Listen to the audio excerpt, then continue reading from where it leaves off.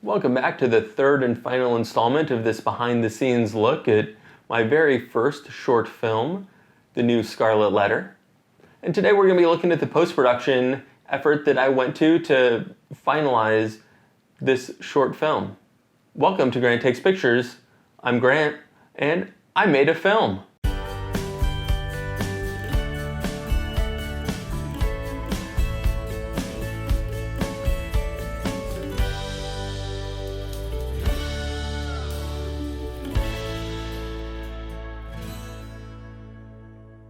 Throughout all three of these behind-the-scenes videos about the new Scarlet Letter, I've had Premiere Pro up on the screen behind me showing the file that I ended up with to create this short film. And as I've mentioned in my two previous videos, I had worked really hard to get the timing, the dialogue to work out right. And it was quite difficult to do. I have never acted before, as long as you don't include a 5th grade production of The Wizard of Oz, where I wasn't even a named character. I was just a munchkin amongst with all the other munchkins. So this is my kind of first effort in acting, and well, let me tell you, it was really difficult. I was only acting as myself, two different characters that were just basically me, and still it was difficult to not be just completely monotone and boring, to put a normal amount of emotion and energy behind my words. While I was trying to think about how to do that, I was also trying to think through what my lines of the other characters were so I could get my timing right. And that didn't work out so well. Thankfully, I was able to hide it with some editing. So if we look here in Premiere, what you will see is that when I'm done speaking in a lot of places, I extend the time of a clip. So I slow it down. And that makes it so when I'm not speaking, my motions are a little bit slower, and then I can speed them back up when I start speaking again. It hides a little bit of the poor timing of my dialogue when I was actually filming it and acting it. Now, this was a clever editing trick. It did not work perfectly. If you know what you're looking for, there's a couple of places where it is pretty obvious, especially at one place in the middle, kind of right here.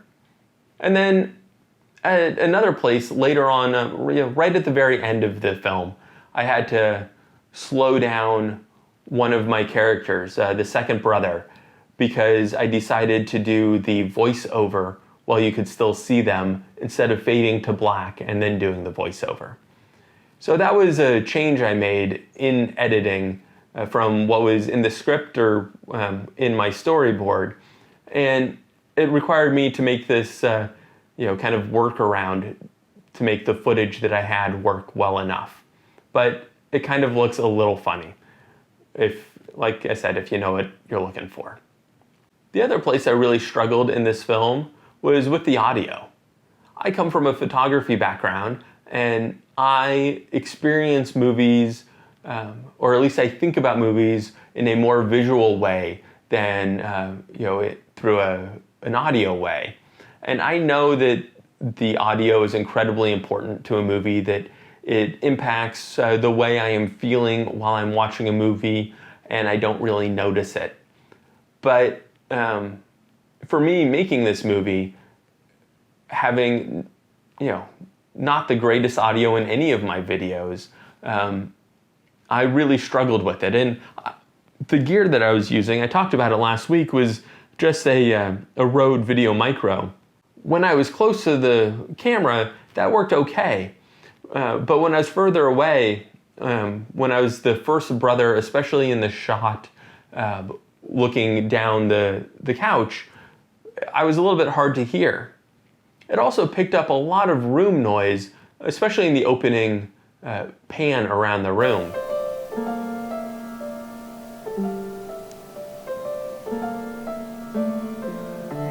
And in editing, I wasn't really able to figure out how to get rid of that noise. I wasn't able to figure out how to raise the volume level so it sounded natural. If I was to do this again, if I wanted to invest a little bit of money in some gear, I would have gotten a shotgun mic on a boom arm right up above the two brothers, right in the middle of the couch, so it would pick up their voices nice and clearly. But I didn't do that, and I didn't have that gear, and I wasn't willing to go and spend the couple $100 that I would need for better audio gear for a 90-second film that I was going to release on YouTube. So that just didn't seem like a good value. Instead, I was stuck with the audio that I had, and I had to try to make it work in editing. But I've got to say that the audio is the weakest spot of this entire film. So while the audio might have been a little bit of a weak spot, I was incredibly happy with the way the visuals turned out. I was not sure how easy it would be to merge two different video files so I could play two parts in the same movie on screen at the same time. Conceptually, I knew how they've done things like this in the past. This is something that we've seen in movies for decades, and there's some really famous examples of it in The Parent Trap and in The Social Network.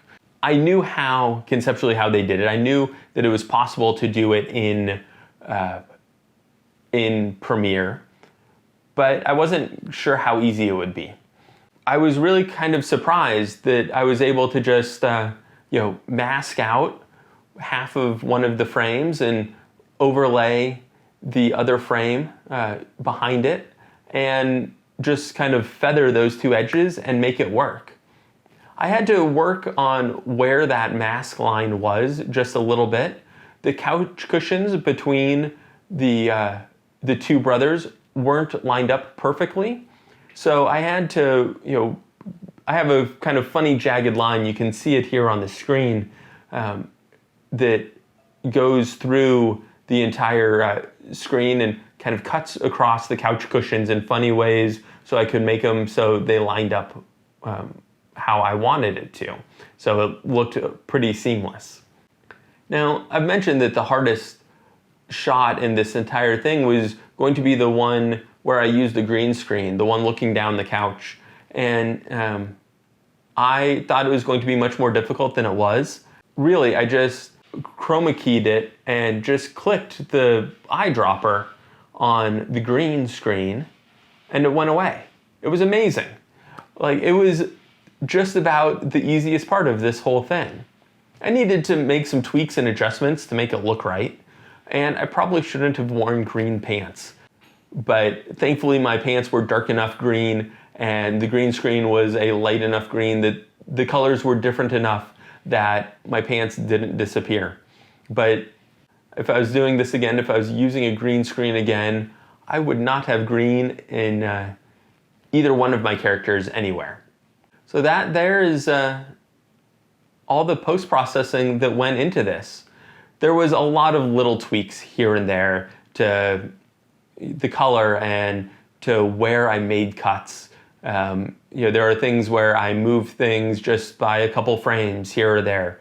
I probably watched this thing 20 times, making small changes between each of them. And at the end here, like I said, I was incredibly happy with what I ended up with. I know it's not a perfect film. There are definitely things I could have done better, especially the audio, but even some of the editing and the visuals could have been a little bit better if my acting had been better. But as a very first effort, I was incredibly proud of what I accomplished, and I hope to make more films in the future. I thought this was a fun process.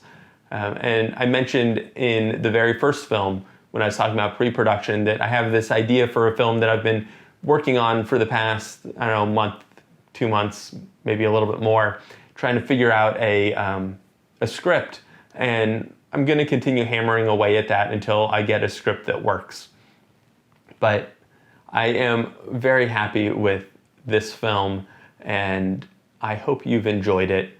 Of course, if you haven't actually seen it yet, go and give it a watch. I'll link to it up above. And it's only, literally it is, I think, 106 seconds long. So it won't take you much time to watch it from beginning to end. But I hope you have enjoyed the new Scarlet Letter. I hope you've enjoyed these behind the scenes looks at how I made the new Scarlet Letter. I will be back next week with hopefully a video of me out backpacking through some of the Eastern Sierras as we get towards fall here. So until next week, have a wonderful time and we'll see you then.